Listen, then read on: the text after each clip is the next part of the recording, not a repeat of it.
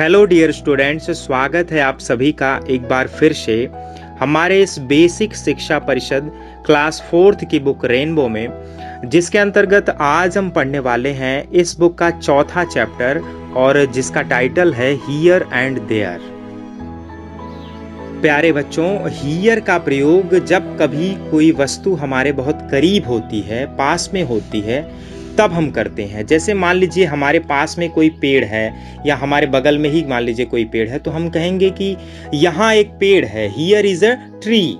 और यदि वही पेड़ आपसे बहुत दूर है, आप उसको उंगली से इशारा करके दिखाते हैं कि देखो वहां पे एक पेड़ है, तो हम उसके लिए कहते हैं कि देयर इज अ ट्री। तो इसी हियर और देयर के प्रयोग को आज हम इस लेसन के माध्यम से सीखेंगे कि कहाँ पे हियर का प्रयोग किया जाता है और कहाँ पे देयर का प्रयोग किया जाता है। तो आइए शुरू करते हैं आज का हमारा लेसन, जिसका टाइटल है here and there. Neeta is a careless girl. She does not keep her things at their proper places. Her mother is worried about her carelessness. One day Nita's friend Mala come to her house. Neeta is a careless girl. Careless का मतलब होता है लापरवाह. नीता एक लापरवाह लड़की है. She does not keep her things at their proper places. Keep का मतलब होता है रखना, थिंग्स का मतलब वस्तुएं, दियर प्रॉपर प्लेसेस उनके सही स्थान पर. प्रॉपर का मतलब होता है सही और प्लेसेस स्थान. वह अपनी वस्तुओं को उनके सही स्थान पर नहीं रखती है. Her mother is worried about her carelessness. Her mother उसकी माँ इज वरीड, वरीड का मतलब चिंतित होना, अबाउट हर केयरलेसनेस उसकी इस लापरवाही से. केयरलेसनेस का मतलब है लापरवाही. तो नीता की माँ उसकी इस लापरवाही से बहुत ही चिंतित हैं. वन डे एक दिन, नीताज फ्रेंड माला, नीता की दोस्त माला, कम टू हर हाउस उसके घर पर आती है. और जब माला उसके घर पे आती है तो माला और नीता के बीच में बातचीत होती है, कन्वर्सेशन होता है. वही कन्वर्सेशन आगे हमें पढ़ना है. नीता कहती है हाउ आर यू माला. माला तुम कैसी हो. तो माला कहती है आई एम फाइन, मैं ठीक हूँ, थैंक यू, धन्यवाद. व्हाट अबाउट यू, तुम्हारे बारे में क्या, अर्थात तुम कैसी हो. तो नीता जवाब देती है आई एम ऑल्सो फाइन, मैं भी ठीक हूँ. ऑल्सो का मतलब होता है भी. माला पुनः कहती है I came here to take my story book back which I had given to you last week. I came here, मैं यहाँ आई हूँ. अब देखिए माला उसके घर पे पहुंची है और यहाँ पे हियर शब्द का प्रयोग हुआ है. हियर का मतलब है यहाँ, जैसा कि मैंने आपको पहले ही बताया. तो माला नीता से कहती है कि मैं यहाँ आई हूँ to take my story book back, अपनी कहानी की किताब को वापस लेने. Which I had given to you, जो कि मैंने तुम्हें दिया था लास्ट वीक, पिछले सप्ताह. जो कहानी की किताब मैंने तुम्हें पिछले सप्ताह दी थी, वही किताब मैं तुमसे वापस लेने आई हूँ. आफ्टर सर्चिंग एवरीवेयर, आफ्टर का मतलब बाद में, सर्चिंग ढूंढने के, एवरीवेयर हर तरफ, हर तरफ ढूंढने के बाद. नीता कहती है I don't remember where I have kept it. मुझे याद नहीं है कि मैंने उसे कहाँ रख दिया. केप्ट का मतलब है रखना. Probably it was here on the table. Probably का मतलब होता है संभवतः. इट वॉज हियर, यह यहाँ थी, ऑन द टेबल, इस मेज पर. संभवतः वह किताब इस मेज पर थी. नो नो, तब तक उसे याद आता है कि नहीं नहीं, आई थिंक, मैं सोचती हूँ, it was there in the cupboard, कि यह वहां उस अलमारी में थी. प्यारे बच्चों, जरा सा ध्यान दीजिएगा. इसी वाक्य में एक बार हियर का प्रयोग किया गया है और एक बार देयर का प्रयोग किया गया है. हियर का प्रयोग तब किया गया है जब नीता उसे कहती है कि संभवतः मैंने उस किताब को इसी टेबल पर रखी थी, इसी मेज पर रखी थी. अर्थात वो मेज नीता के काफी करीब है, इसलिए वो कहती है कि probably it was here on the table. लेकिन जब उसे अचानक ये याद आता है कि नहीं, उस किताब को मैंने शायद अलमारी में रखा था, तब वो दियर का प्रयोग करती है और कहती है कि I think it was there in the cupboard. There से मतलब है कि वो अलमारी उससे काफी दूरी पर है, इसलिए देयर का प्रयोग किया गया है। अब माला जो है नीता को सलाह देते हुए कहती है you should keep the things at their proper places. तुम्हें अपने सामानों को उनके सही स्थान पर रखना चाहिए।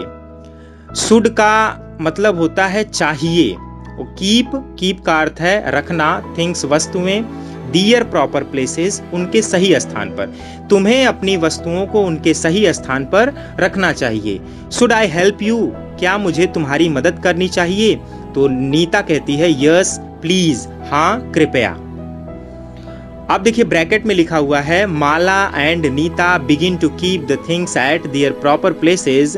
While they are arranging the things, Mala finds her storybook in the cupboard. Meanwhile, Nita's mother enters the room. Mala and Nita begin, Mala और नीता ने प्रारंभ किया टू कीप द थिंग्स, सामानों को रखना, एट दियर प्रॉपर प्लेसेस, उनके सही स्थान पर। माला और नीता ने सामानों को उनके सही स्थान पर रखना प्रारंभ कर दिया। While they are arranging, arranging का मतलब होता है व्यवस्थित करना। वाइल जबकि वे सामानों को व्यवस्थित कर रहे थे। माला फाइंड्स हर स्टोरी बुक, माला ने अपनी कहानी की किताब प्राप्त कर ली इन द कपबोर्ड, अलमारी में। माला ने अपनी कहानी की किताब को अलमारी से प्राप्त कर लिया। मीनवाइल, ठीक उसी समय, नीताज मदर, नीता की माँ, इंटर्स द रूम, कमरे में आती हैं। जब वे सामानों को व्यवस्थित कर रहे थे उसी समय माला ने अपनी कहानी की किताब को अलमारी से प्राप्त किया। ठीक उसी समय नीता की माँ कमरे में आती हैं। अब जब नीता की माँ कमरे में आती हैं तब देखिए आगे नीता और नीता की माँ और माला, इन सारे लोगों के बीच में वार्तालाप होती है। अब जबकि सारी चीजें व्यवस्थित हो चुकी हैं, सब कुछ अपने स्थान पर रखी जा चुकी हैं, तो नीता अपनी माँ से कहती है माँ सी माई रूम, मेरे कमरे को देखो। मदर, माँ कहती है ओ गुड, ओ बहुत अच्छे, क्या बात है। Where is your blue bag, तुम्हारा नीला बैग कहाँ पर है?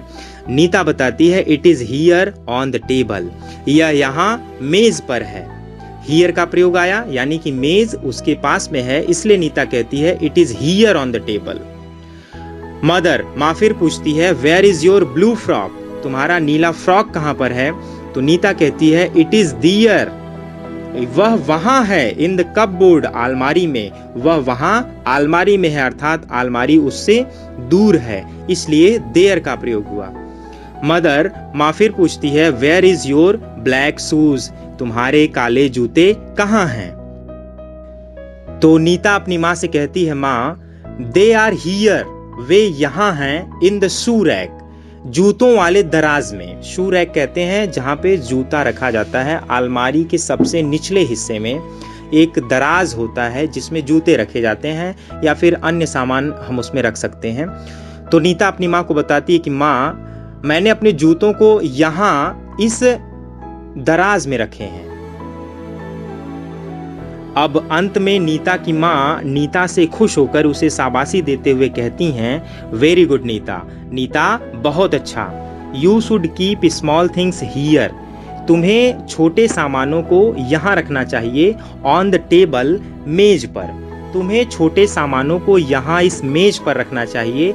एंड बिग थिंग्स, और बड़े सामानों को दियर इन द कपबोर्ड, वहाँ अलमारी में रखना चाहिए। हियर एंड देयर लास्ट के वाक्य में भी प्रयोग हुआ है।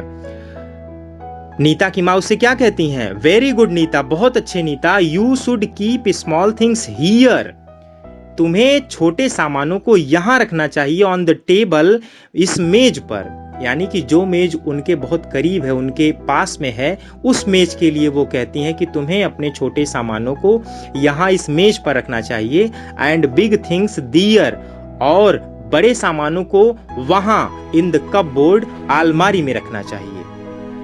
तो प्यारे बच्चों, आज इस लेसन के माध्यम से हमने सीखा कि हियर का प्रयोग हम कहाँ करेंगे और देयर का प्रयोग हम कहाँ करेंगे। एक बार फिर से आपको बताना चाहेंगे, हियर का प्रयोग हमेशा पास की वस्तुओं के लिए किया जाता है और देयर का प्रयोग हमेशा दूर की वस्तुओं के लिए किया जाता है।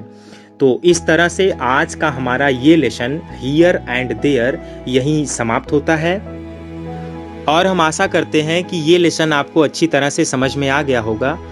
फिर भी कहीं कोई समस्या है तो आप इस वीडियो को एक दो बार रिवाइंड करके पुनः देखिए, निश्चित तौर पे आपको इसमें मदद मिलेगी।